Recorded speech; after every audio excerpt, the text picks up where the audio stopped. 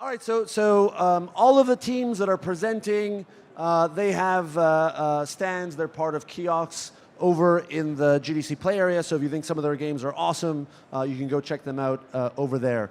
The way that it works is they give a 5-minute pitch, and I have a timer. And if they don't end in 5 minutes, I tackle them from the stand. So they have exactly 5 minutes. And then after the 5 minutes, we turn to our awesome panel of publisher judges to give critique and feedback and advice and ask questions and so on. And today we have Becca from Finji, Mark from Devolver, and Marek from 11-Bit. Last year, we didn't make anyone cry. Yes, thank you. No one cried last year, I don't know, but we'll see what happens this time around. All right, so we're going to do it in alphabetical order. And so the first one, so now you can go sit over there during the pitch. And we always hope that PowerPoint works. Hold on. And luckily we have a new microphone this time. Let me load it where it's not working. Is there something? Oh, geez. Sorry, Gabriel. Okay. Yeah, come back. All right, is that good? All right, very good. So first up is Gabriel, who's going to present Bootleg Systems. All right, get up there. Go.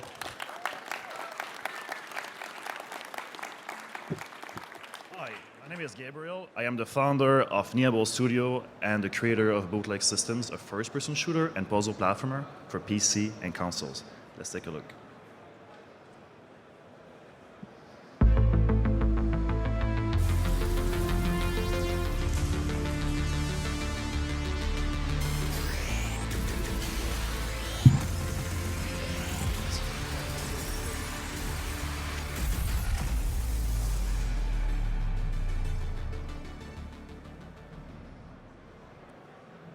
So starting in late 2020, you will be able to experience the revolutionary gameplay of Bootleg Systems for yourself on the platform of your choice. In Bootleg Systems, you will be provided with only one gun for the whole game, the clone gun. With that gun, you can fire anything you want. So instead of firing bullets, you can fire 3D objects. The way it works is simple. You scan a plant, and that plant will become your ammunition. So now instead of firing bullets, you can fire plants. If you scan bananas, then you can fire bananas. And you can use these objects as projectiles to destroy enemies, as platforms to overcome obstacles, and as keys to solve puzzles. So it's a really nice and satisfying mix of shooting, platforming, and puzzle solving. So our game stands out in 4 main different ways. 1, we have an award-winning art direction inspired by iconic 80s movies like Tron and Blade Runner. 2, we have a revolutionary cloning mechanic, which allows you to perform shooting, platforming, and puzzle solving in one neat package. 3, we have a modular, narrative-driven experience that allows players to tell their own stories in a way that has never been possible before. And 4, we have a series of community features which keep you connected to your friends and the rest of the world through creating, sharing, and competing. Our business model is premium mid-price, and due to the nature of the game design, it is perfectly suitable for an extensive DLC strategy. So our launch plan is to either do a simultaneous launch on all platforms or do a time console exclusive. So we launched, to validate the demand for our game, we launched a demo on Steam, which was downloaded in 87 countries. And we started getting attention from the press, the industry, and the game received many nominations and awards for multiple game festivals. This helped us secure partnerships with the biggest names in the PC and console markets. So before we started creating a game, we spent 1 year researching the global gaming industry to find the biggest opportunity. And by biggest opportunity, I mean the biggest gap between the offer and the demand. And we found that it was for a very specific type of experience. And that is very high quality first-person shooting experiences with innovative game mechanics and immersive storylines. So it's one thing to know what the players want, but you need to make sure that the players want your game, your experience. And so we were able to validate that with our Steam demo. So our production timeline, we have done research and development that started on title in 2015, following up with the design and pre-production. And the objective for the rest of the development is to successfully alternate the PAX shows and the final production stages. So our team consists of 10 directors and 10 additional members. Most of us are from Montreal, so many of us worked on the biggest franchises made in the city. So the production budget for a game is a little over $1 million. We are invested 1/4 of that, and the investment fund we're going to be working with will be investing the remaining 3/4 of that. And in regards to working with a publishing partner, we're looking for funding, marketing, certification, localization, and QA. So where to find us? Well, you don't have to wait until launch before you can experience the revolutionary gameplay of bootleg systems. Right now, we are at the Intel booth in the South Hall, so until 2 p.m. You can go there and play the game. And for those of you that can't make it, we will also be in the North Hall here at GDC Play tomorrow morning from 10 to 2 p.m. 10 to 12. So I look forward to meeting you then and discussing the bootleg systems opportunity with you. Thank you. All right. Thank you very much, Gabriel. All right, judges, jump up to your stools. And Hello? go ahead. Yeah. Hello.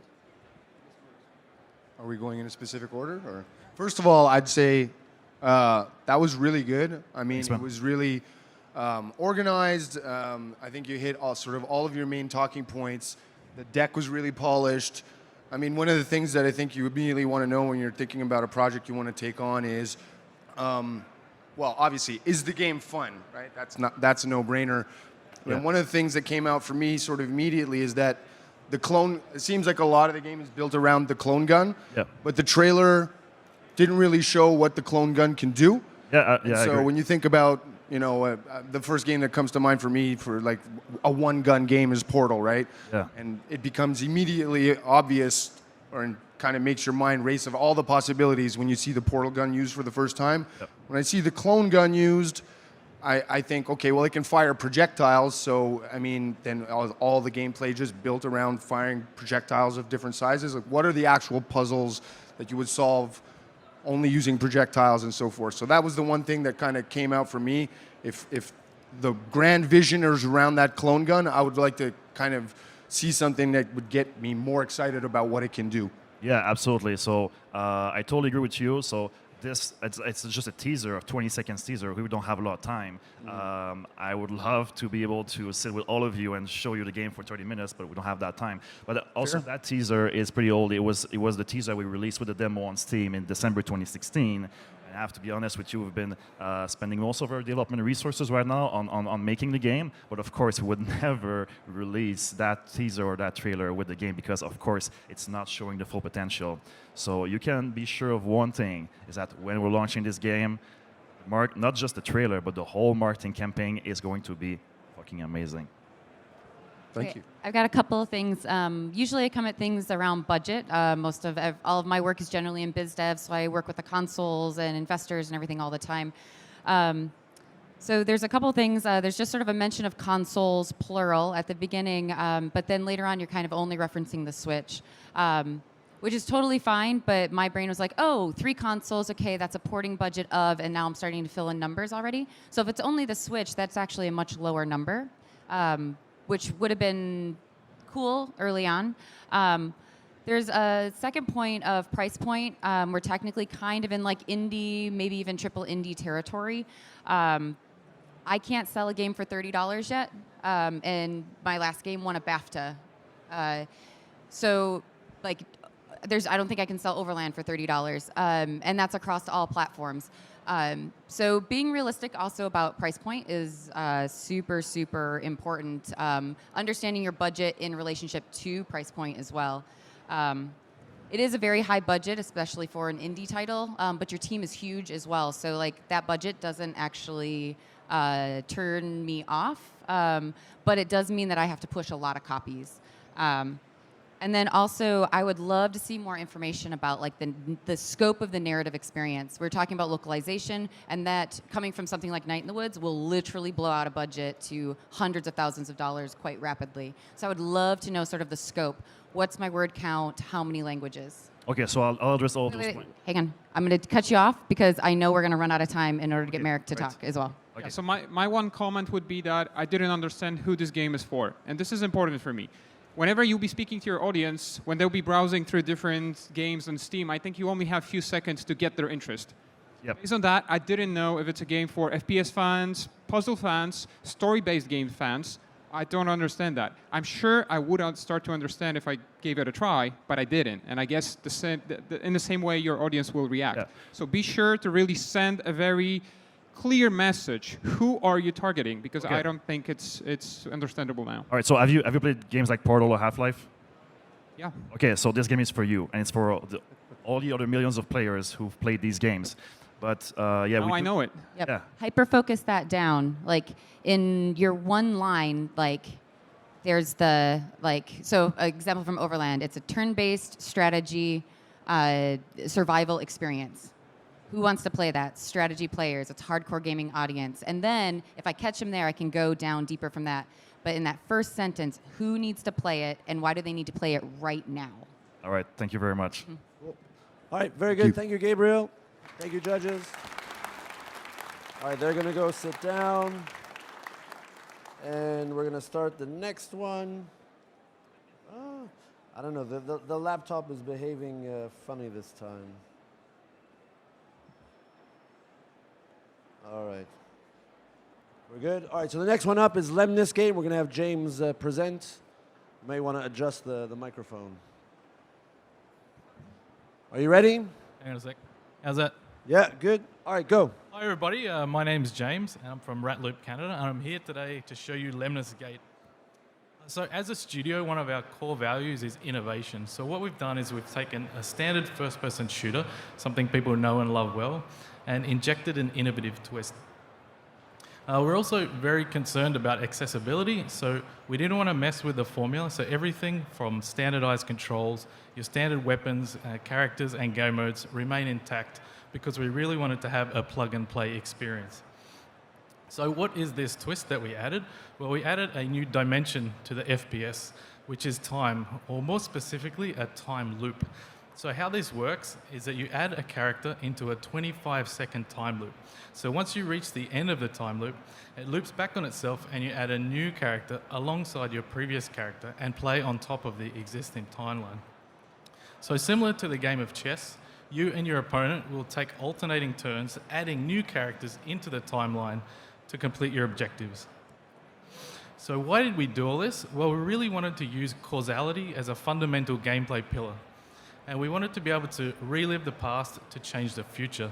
So how does this translate into gameplay? Well, say for example, here's me, I'm throwing a grenade and I'm exploding and killing one of your characters. So that's my turn.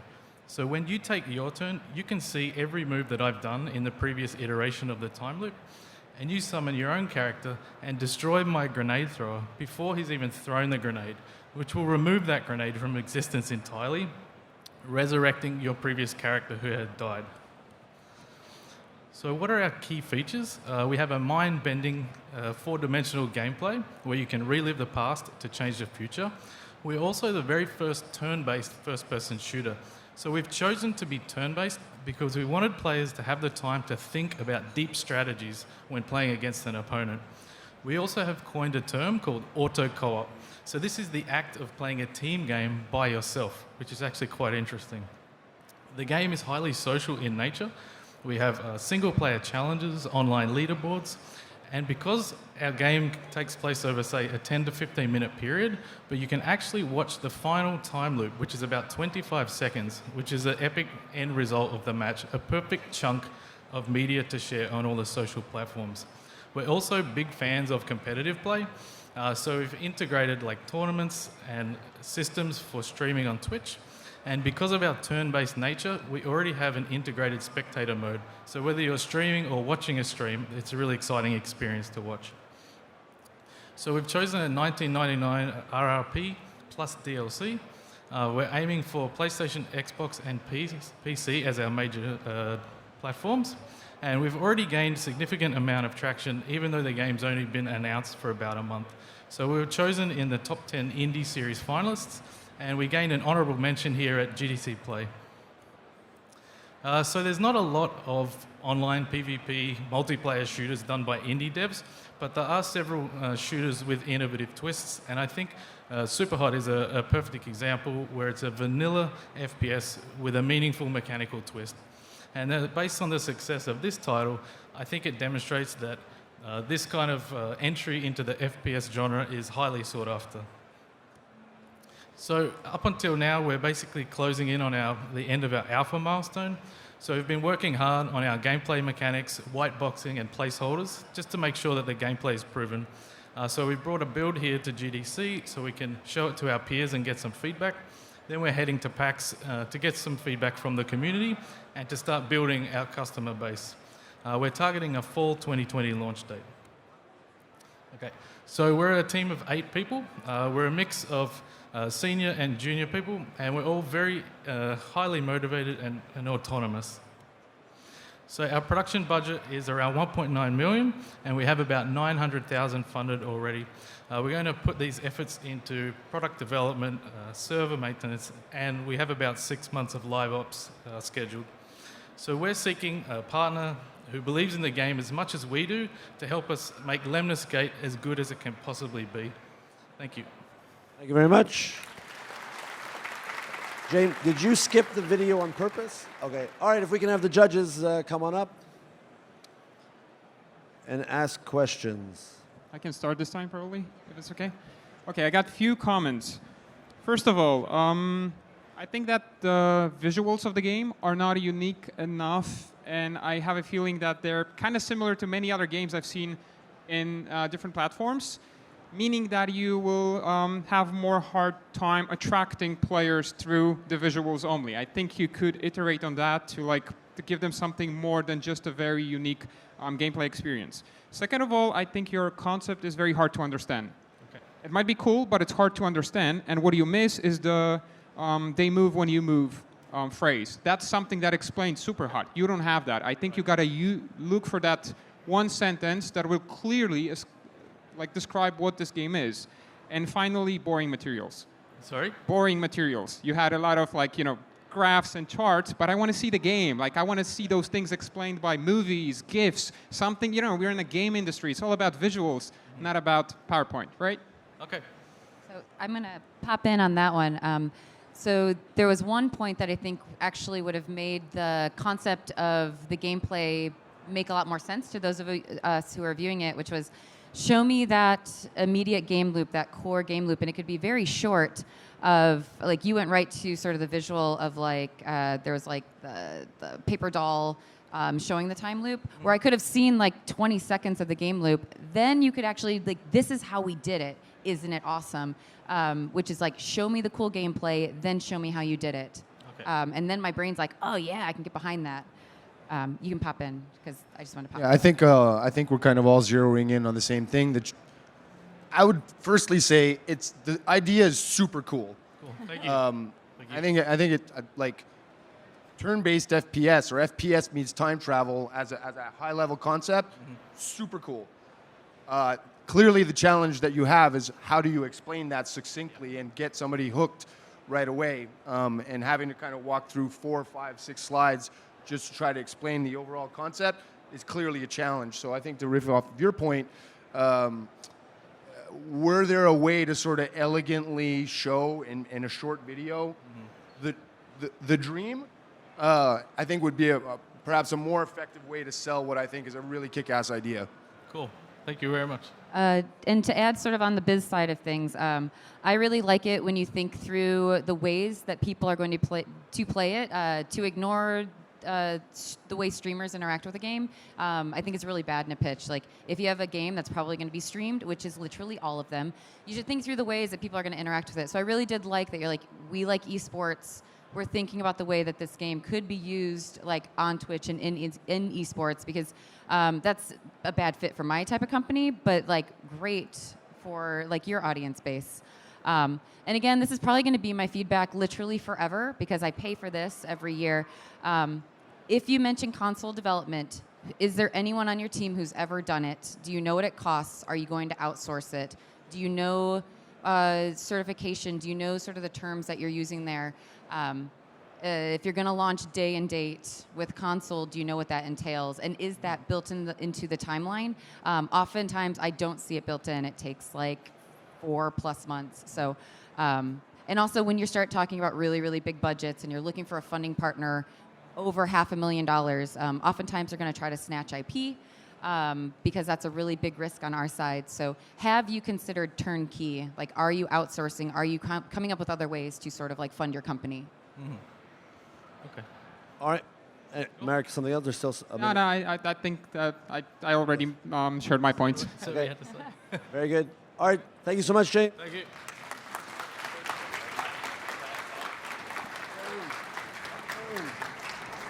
All right. Let me get the next one up and running. It's always tricky. Hold on. Okay, next up we have Martina presenting letters. All right, Martina. Are you ready? Yes. All right, go. So, do you guys like words and text in your games? Yeah? Oh, if yes, excellent. If not, let me help you change your mind. I'm Martina from 5M Games, and this is Letters, a written adventure, a game where you can actually play with words. First, a few impressions of the game.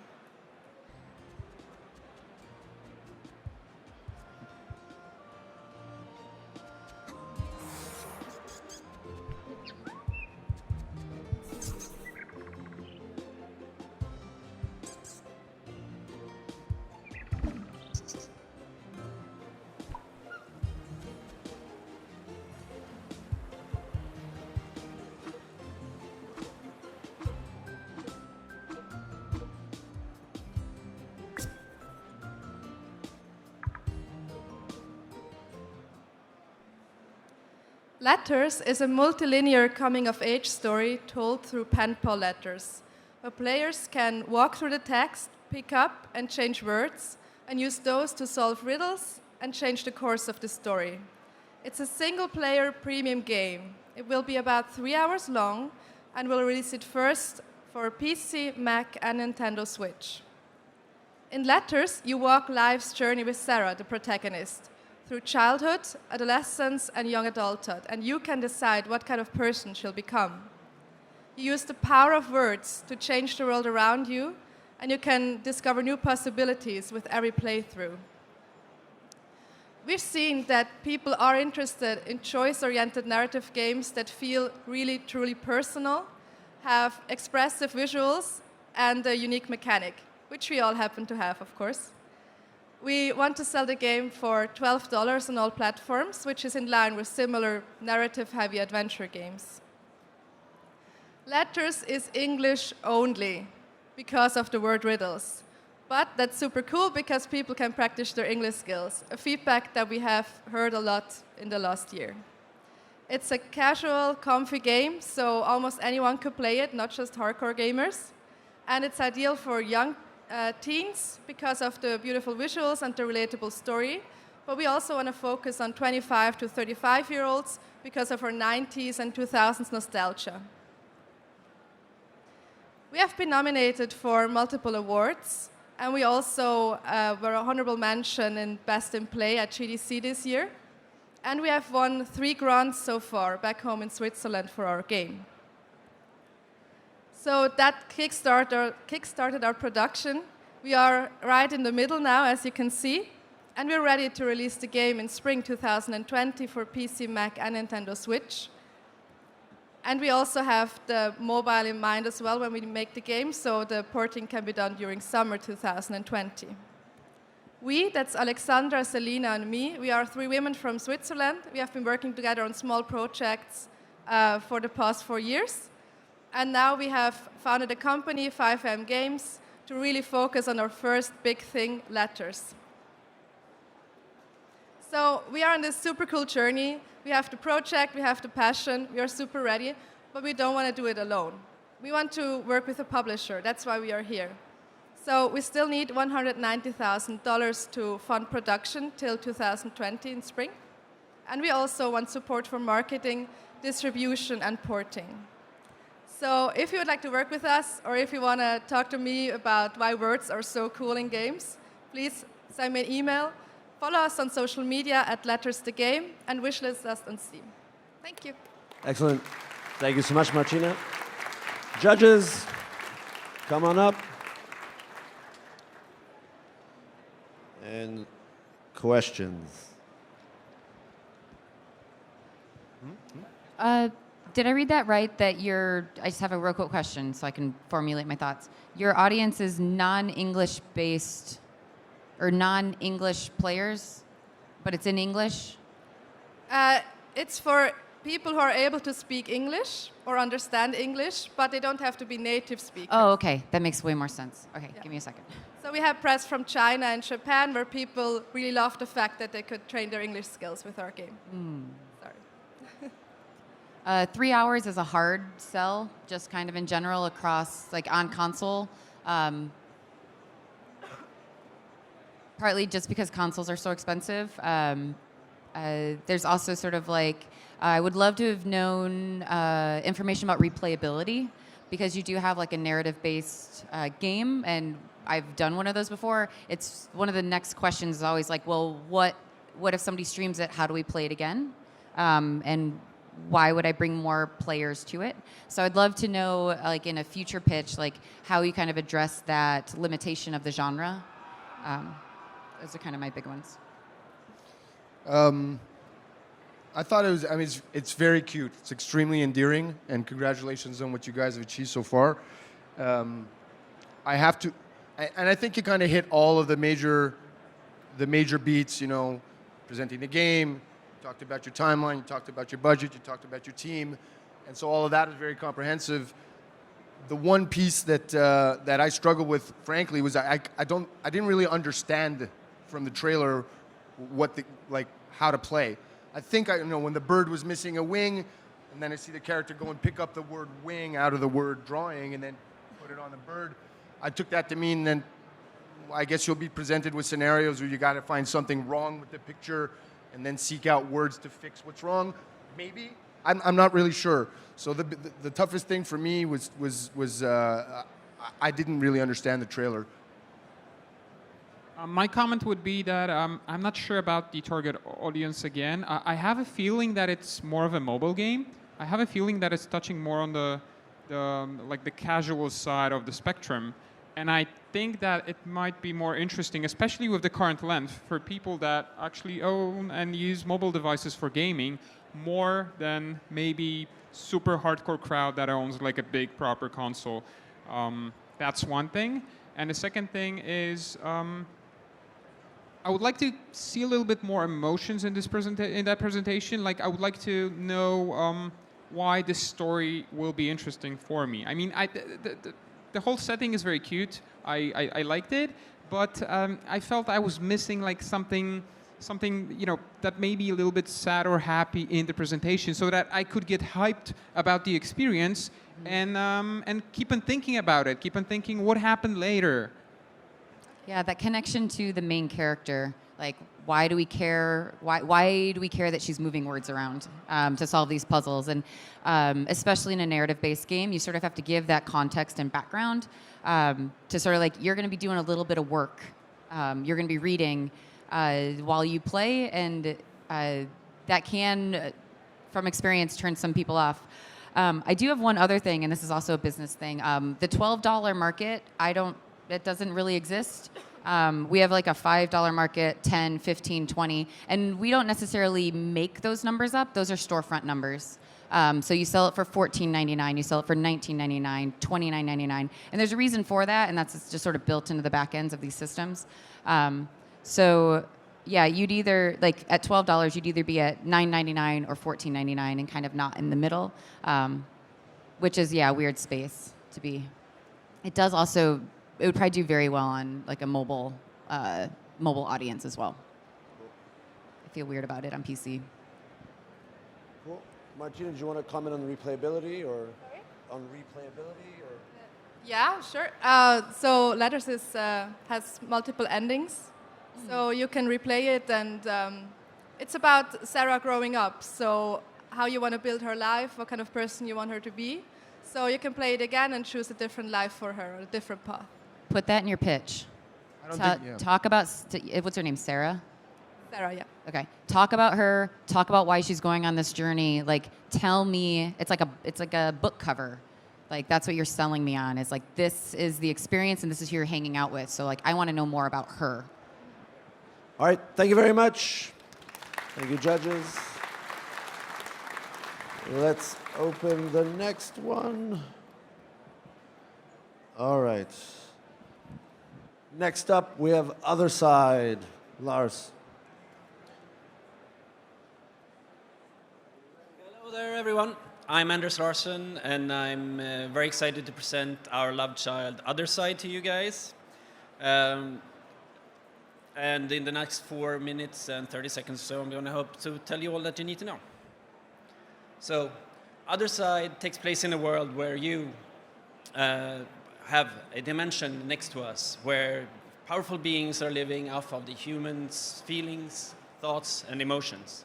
And they're trying to use these to break through into our reality. And it's your role as the player to defend us using this group of fearless female warriors. And this is what it's going to look like.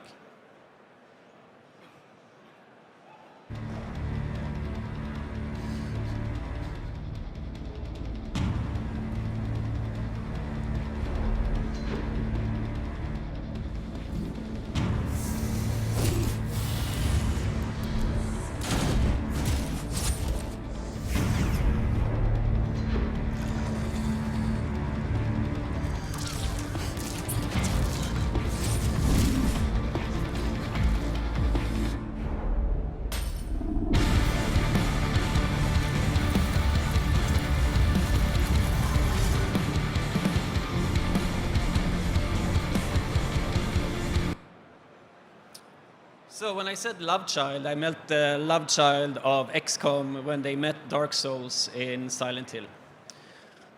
And what it is a horror-themed tactical turn-based game where you lead these female warriors into really cool boss battles. And in itself, we think that's super cool.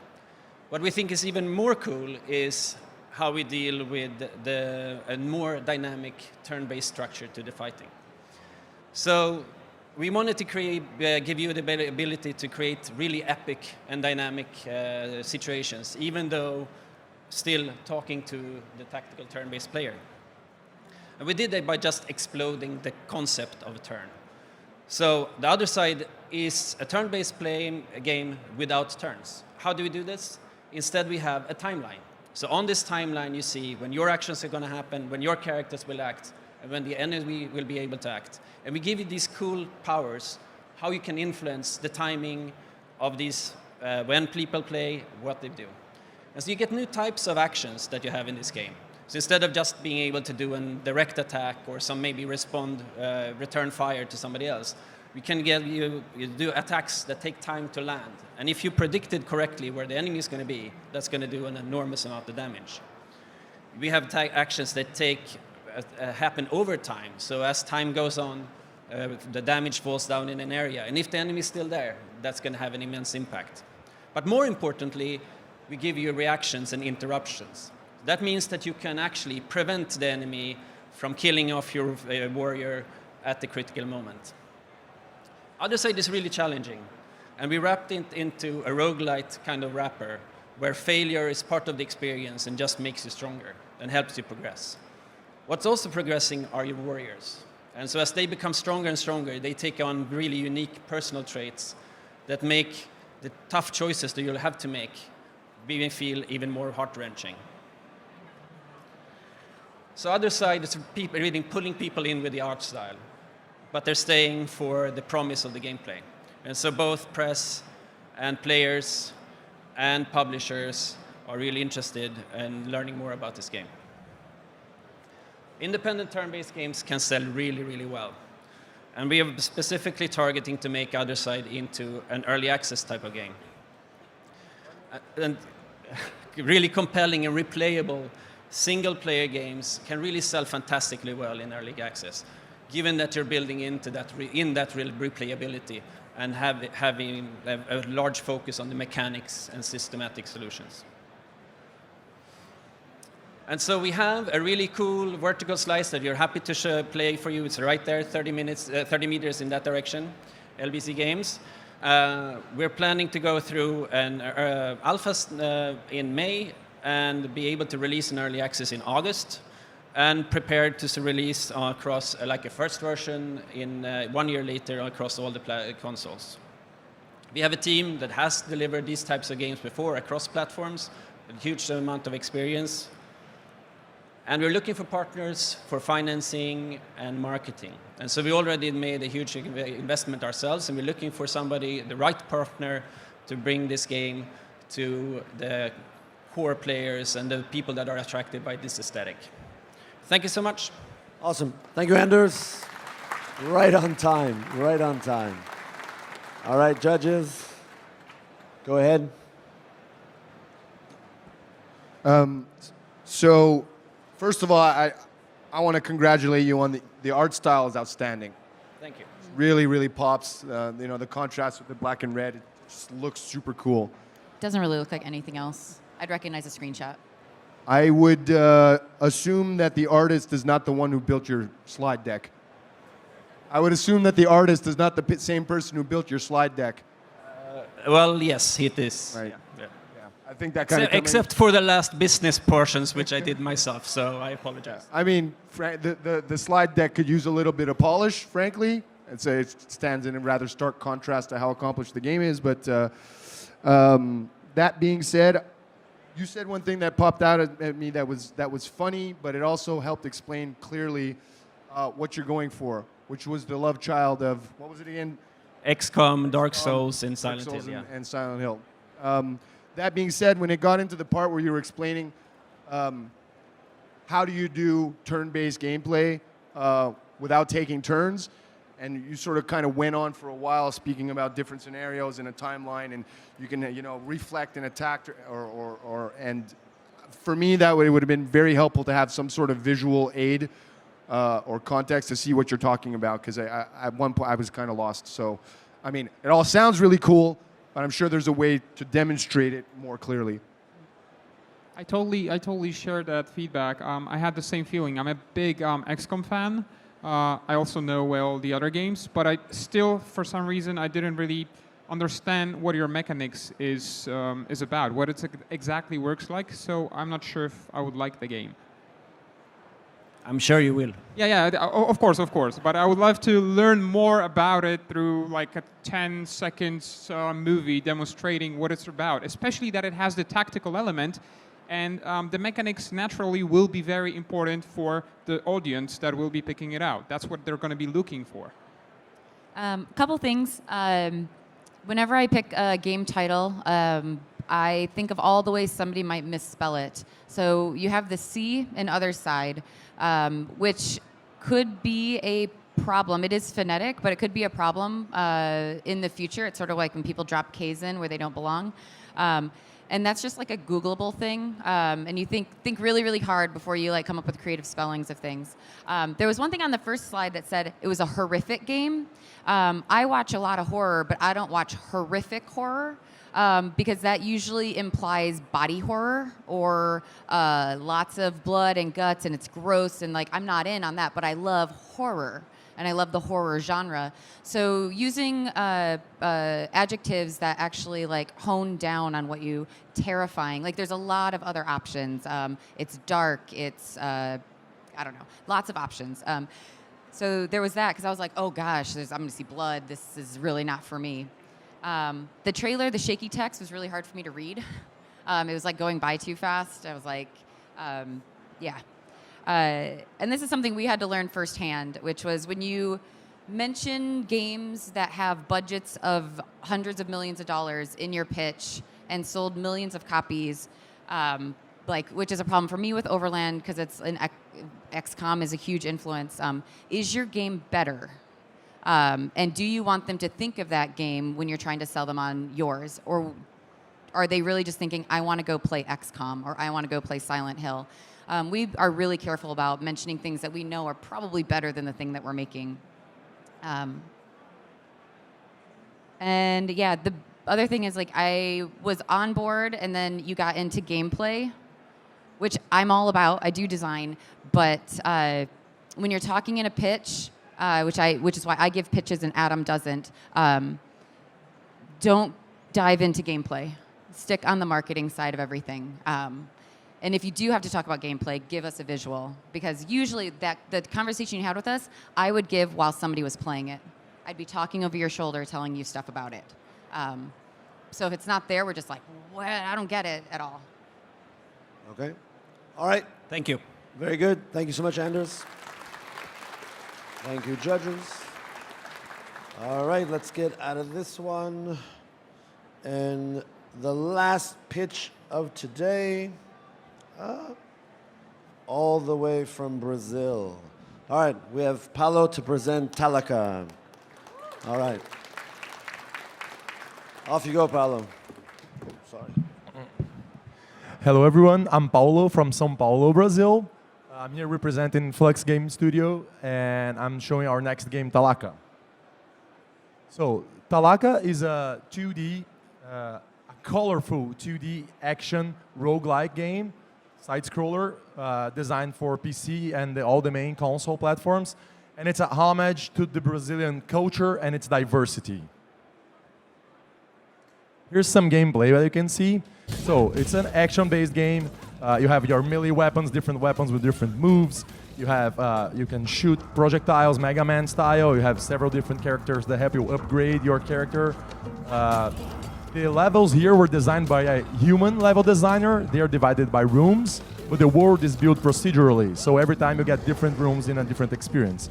We have mini bosses that you saw just now. This is a boss with a unique mechanic. And we're designing it to be a very fluid and fun experience.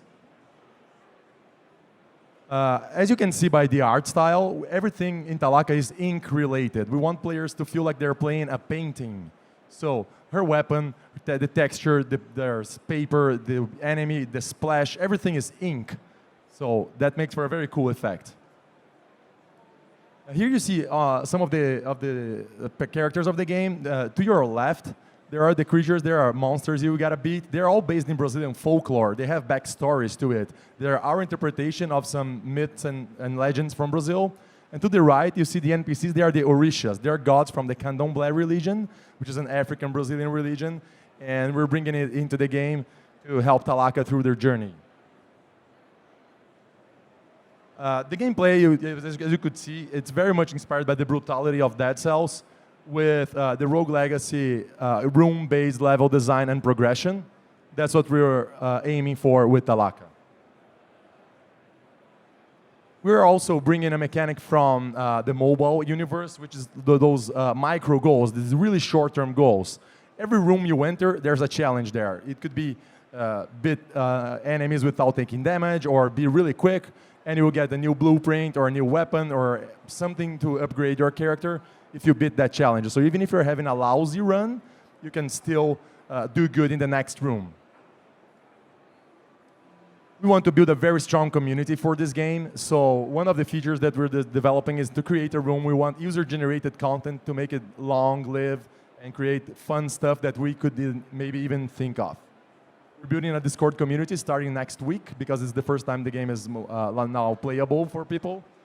Over there, boot 3332. And thinking of word of mouth, we're integrating the game with Twitch. We did this for a AAA game as a work-for-hire job. So we're integrating with Twitch so that viewers can actually influence gameplay, spawn monsters, spawn heal, help the streamer, or the opposite. We think Talaka can really, really benefit from a trend that we see in the entertainment market, which is local stuff turning into global products. So we get the local culture of Brazil and bring a global experience. We see that in movies such as Coco by Pixar, or Narcos by Netflix, and Black Panther by Marvel. Or there are games that do that, such as Guacamelee and so many others, This War of Mine. That trend is really interesting, and we chose this gameplay style, this genre, because every year, even though it's crowded, every year there are several successful games. These are 6 games released last year, and they all sold 50,000 copies in the first week. But that doesn't happen only in 2018. It happens every year. You have several different examples of very successful games of this genre. And we want Talaka to be the successful game in 2020, which means we are 15 months away from finishing the game. We need 9 more months to get to alpha, then 3 months of beta, then port and certification to launch by summer next year. We expect at least 8-hour gameplay if a player just wants to go to the first inning of the game. This is the team back in Brazil. We developed games called Guts. It's even bigger than this one. Get over here, Tranga. Got some accolades, some stuff we've done in the past. We're asking for $142,000 to complete the game, plus localization, porting, and marketing. We don't want to port it. We're not good porting company. We want to focus on making the game awesome. And we have funded $60,000 of our money, and that's Talaka. Thank you very much. Thank you. All right, judges. Off we go. Luckily, no one went over time. I didn't have to tackle anyone. Can I start this time? No, we're good. All right, go, judges. Okay, I'm going to start with the funniest negative, which is probably everyone's, which was like there were boobs on screen, naked ones, which means like our ESRB on that is like, yeah, nudity. So you might want to cover up the goddesses because we'll never get it through the ESRB. And that sucks, but yeah, you're out as far as that goes. We'll have to change the art a little bit. And I know everyone noticed the same thing because we were like, was that boobs? So things that I really liked, you had great comparables. You had comparables in the indie space, and ones that I was like, yeah, those are all in the genre, and yeah, those all came from sort of a similar background, which was really cool. I loved that you thought through streamer and community content, which it also was a good fit for the genre that you were in. You mentioned in a throw-off sentence that you also contract, which I was like, oh. They are also like trying to be more sustainable and like that's just the background I come from bootstrapping for so long. So I was like, oh, hey, that's somebody who thinks about money on a regular basis. This is a pet peeve of mine. I love it when people bring up the cultural, like what's happening culturally. So when you had that culture slide of like Black Panther and like, I was like, yes, oh my gosh, no one does that. And there were only two that I noticed in the other than the boobs, in the slideshow, which was your porting and the QA was too short. Its certification is 3 months. Porting is actually more than that. And then technically you need like 240 if you're going to be using an outside partner for like all of those. So your budget's actually about 100,000 more than what you think it is. But a publisher knew, like I knew that instantly. So. Man, frankly, it's hard to find fault with this one. I thought it was gameplay. It was so obvious what was happening. Like, it was really good gameplay. It was excellent. I mean, your energy, your delivery, the slide deck was super polished. You know, you had been thoughtful about what is the game, what is the vision. The fact that you want to celebrate Brazilian culture and bring it to the world, I think, is very touching and cool and unique. You were thoughtful about comps. You were thoughtful about, you know, your team background, the budget. I think you did a great job. I guess I have to repeat the same points. I'm from 11-bit Studios, so naturally I love the fact that you're making a game based on your local culture because I think it makes it more important and more interesting for many, many players out there. It's like also this extra unique feature that not anyone can copy, right? You know what's going on around you, and that's something that's amazing. And I like games that are being made about that. Second of all, I really love the energy of the presentation. It looks like you really have fun making games. And this is amazing because, oh my gosh, you will need a lot of energy to finish this game, actually. So yes, I value this a lot. For me, maybe the genre that you selected is, well, yeah, I know that games succeed there and that players actually play, but it's, from my perspective, it's super hardcore actually to market a game in that segment, I have a feeling. So I feel it's risky.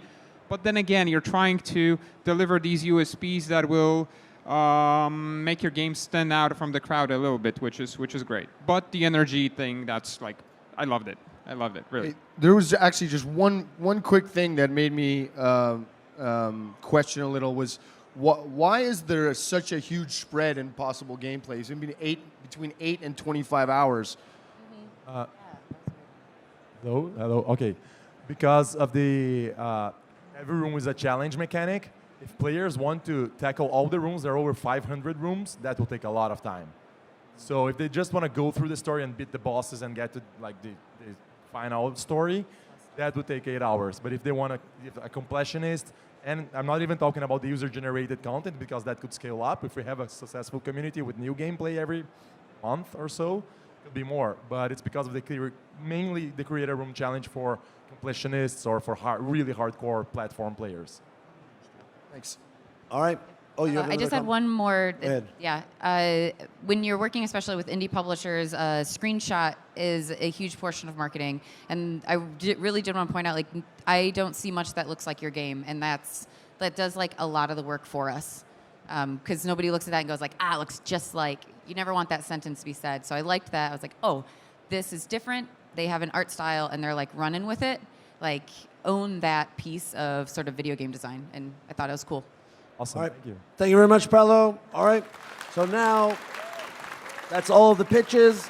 The judges are gonna huddle up in the corner to discuss which one is the best pitch of the day. It's interesting, I mean, to see the judges. They were especially critical. I think every year that we do this, the judges get harsher and harsher, even though in many ways the pitches get better and better. I think maybe they're less shy year to year. So I think it was really a treat, a gift to see. Oh, now you're just listening to me. Are you done already?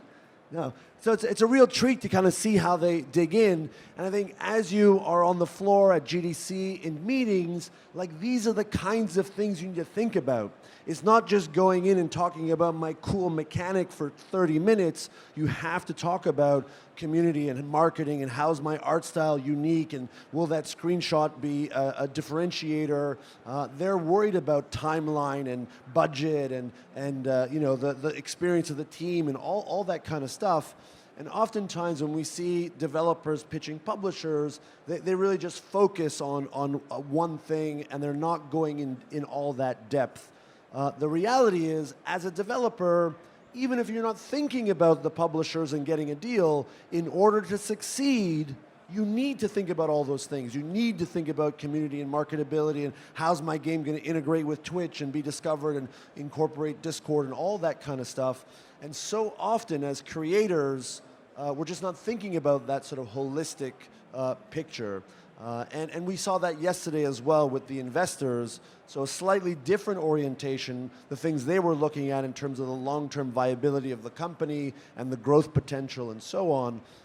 And so it's not trivial to pitch. It's not trivial to kind of, I mean, particularly get up on stage and have 5 minutes pressure. That's sort of an extra challenge.